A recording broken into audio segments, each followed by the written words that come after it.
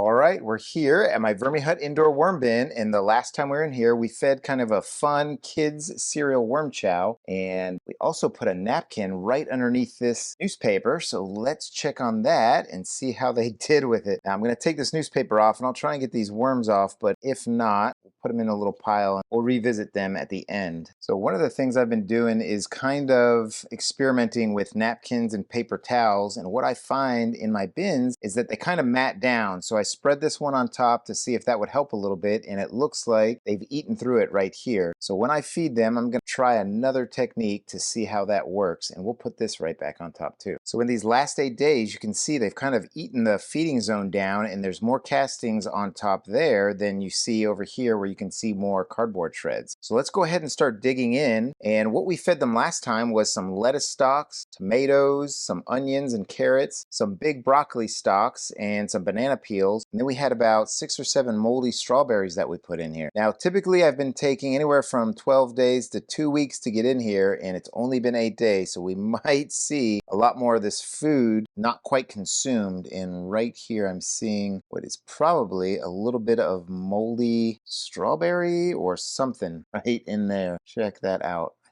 think that is mold of some sort, some blue mold. Very interesting. Let's go ahead and just dive in and see what we can find under here. Oh my gosh, lots of great red wigglers right there. Oh, I can feel it in my fingers.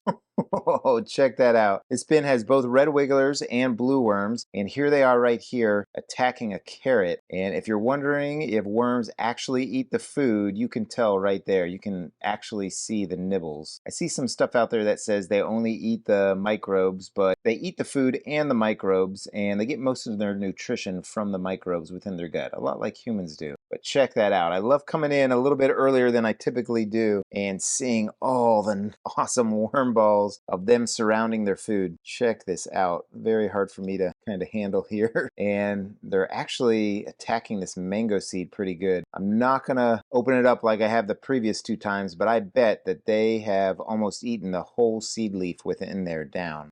So that was some of the old food. Here's some more older food, and this is mystery object. This might be an avocado pit. It looks a little bit longer than a typical one, but I mean, clearly they are eating it down. You can almost see the channels within it as they eat it down. It's kind of a harder food substance. I just don't know what this is. Maybe I'll think about what it is as we continue. Let's keep going over here, and oh my gosh.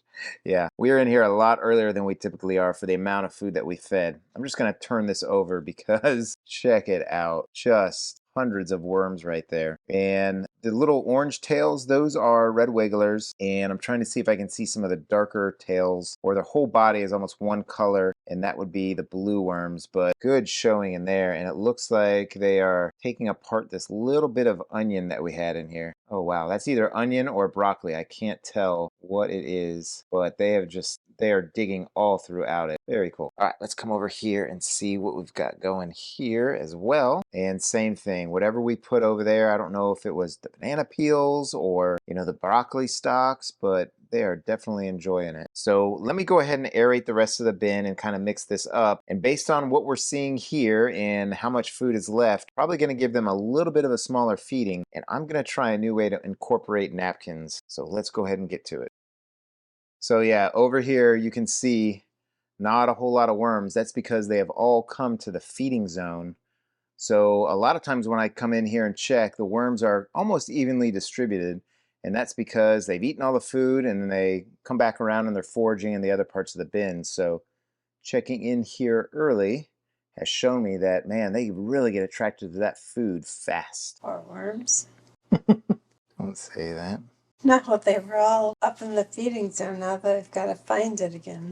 So this top eating tray has been on here for about 22 days, and it'll spend probably another 40 days on here, and then it's going to go down to a pre-harvest tray. So this shredded cardboard I have in here is going to have no problem making it down to pure castings by the time we harvest here. But let's go ahead and put on our old food that we found throughout the bin, which again is just a little bit more than usual since we came in here a little bit earlier. And now now I want to set up for the new way I'm going to put in napkins and paper towels. So as you've seen in some of my other videos, when I put them in, I kind of squish them up and put them down, and that causes them to mat. So what I'm going to do is kind of put the food right in here. So we'll put in some tomatoes, looks like some onions, and some Brussels sprout leaves, along with some strawberries, and then maybe one banana peel. And I'm just going to kind of leave it just like this, kind of push it down, and then we will fill in with a little bit of shredded cardboard to give it a little bit of volume, and then we'll just kind of set it like that. And next, with the same size piece, I'm just gonna do what I normally do, and that'll kind of be my control. We'll put that there, and then same thing, we'll add some food, a lettuce stalk and some tomatoes, along with a banana peel, and then we'll put some shredded cardboard on top of it as well. I think I'm gonna open these up. I don't want them to lay on top of each other. All right, so next we're gonna go in with some worm chow, and this is the kids cereal I used last time. And do you remember the beginning of this video where I was talking about some weird colored mold? I think that was actually the Fruit Loops that I put in there. So as I was digging through, I didn't see much, so I totally forgot about it, but I think that's what that was. So let's go ahead and add some more of this. In fact, I'm gonna use the rest of this in here because I think I just want to feed a little bit more worm chow to all my bins because I still have a lot of stuff left over from my pantry that I want to get in here. And then next we'll go in with some coffee grounds, and same thing, I think I'm going to try and add a little bit more, and I'll add it all around to the surface as well as to the feeding zone right there. And then finally we'll go in with some eggshell grit. The worms use it to make the food smaller. They've got gizzards, and it also helps to get some more nutrients into my garden when I use these worm castings. Good luck covering it up.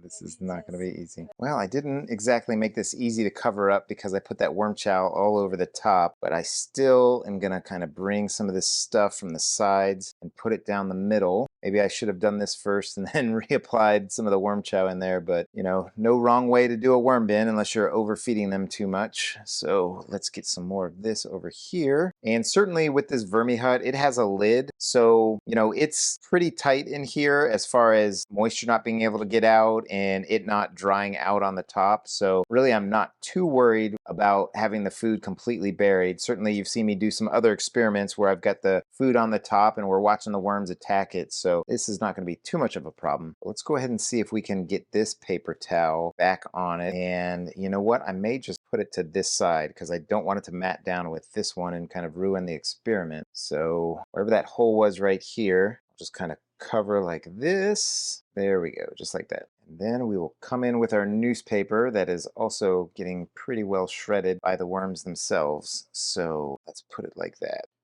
All right, that should do it. So I hope you're all having a great day. I hope your worm bins are doing well. So happy vermicomposting, everybody. Take care now. There were. Yeah, that blue moldy stuff. How was that? Yeah, that was Fruit Loops.